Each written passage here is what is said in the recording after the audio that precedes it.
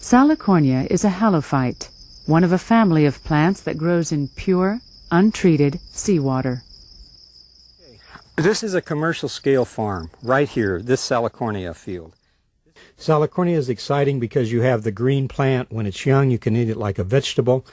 When you harvest the seed, which is about 20% of the total biomass, of that seed, 30% is a high-quality vegetable oil, like safflower oil, for cooking or salad dressing. And the meal, the 70% that's left behind, is as good as soybean meal. It's high protein.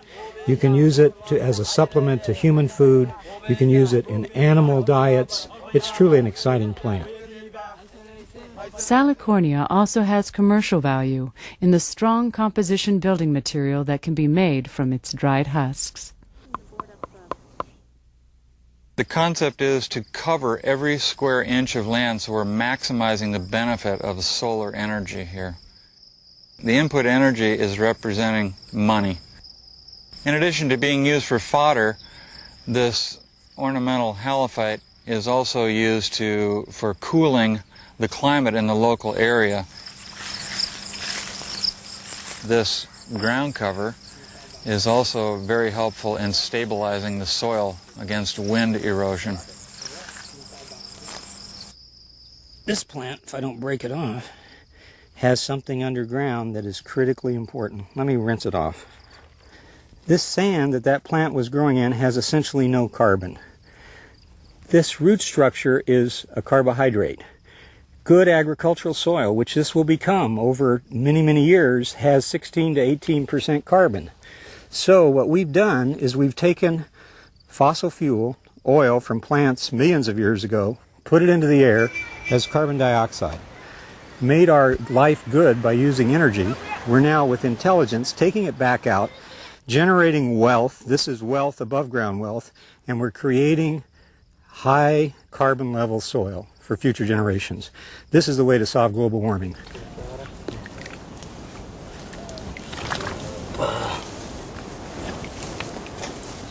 If there's one area on the farm I hope everybody understands, it's this.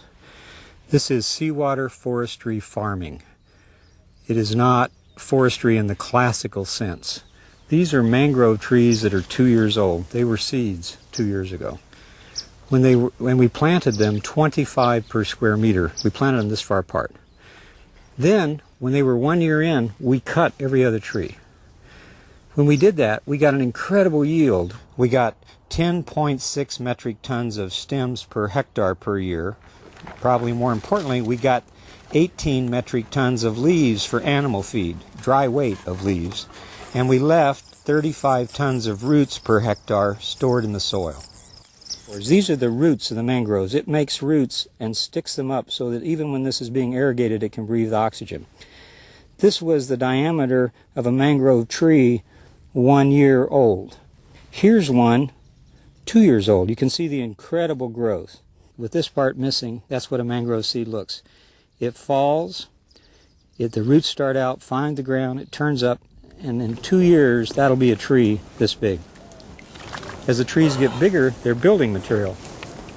And as the forests increase in density, they will provide firewood.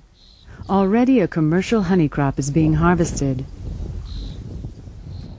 Flamingos, herons, and more than 200 other species of birds have already found refuge in the fledgling forest. The mangrove industry has also offered a haven for a cooperative of women who have become the guardians of the forest. They pick and sell the mangrove leaves that are used as a component for animal feed. So this is like the pilot group. It's 27 widows, mostly, not all of them. But the idea is to have a program where they can have education. But the main thing is to achieve that these women become self-sufficient from the forestry. So these women are experts on mangroves. They know how to grow it, take care of them, the seeds, the times, everything. They can teach you whatever you want to know about mangroves. The number, thousands. Literacy here in Eritrea is very, very, very low. I don't know exactly, but I don't think none of the women knew how to write and read before coming here. And now, mostly all of them know how to do that.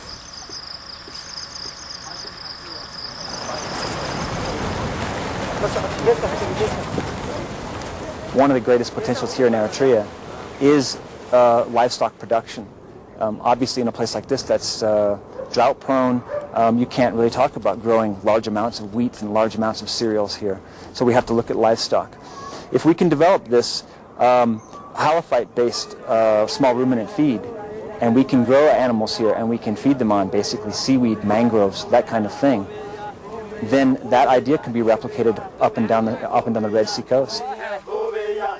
Why couldn't we do it in any place along any coastline where seawater plants grow and there's a need for economic development, which describes a tremendous part of the world? The Eritrean coastal area is the origin of human being. Human beings have their roots here, and I would like to see everybody coming here to see his roots. People from all over the world, the humanity. You know, it's also the roots of the second agricultural revolution. It started 10,000 years ago, because now we're using seawater. We're battling against human ignorance. We're battling against human greed. People that look at the developing world as a place to make money exclusively, not putting it in a broad enough context. We're battling against time. But basically, what we're doing is we're taking human intelligence, photosynthesis, putting them together correctly.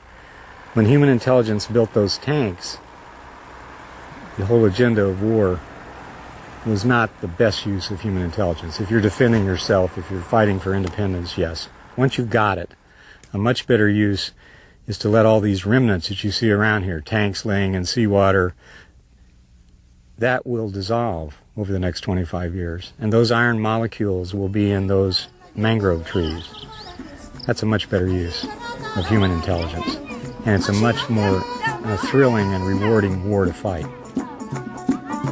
Cycles of drought will continue in Eritrea, for drought is no stranger to the Horn of Africa. The seawater revolution that is greening the desert at Massawa could well be a matter of survival for this young nation.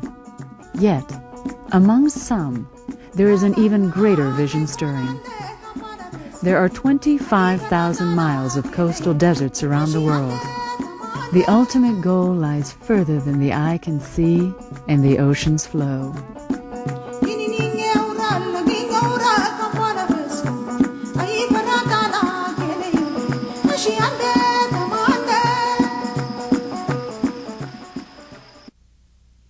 Just imagine converting much of the 25,000 miles of desert coastlines around the world to lush, productive green fields that feed millions.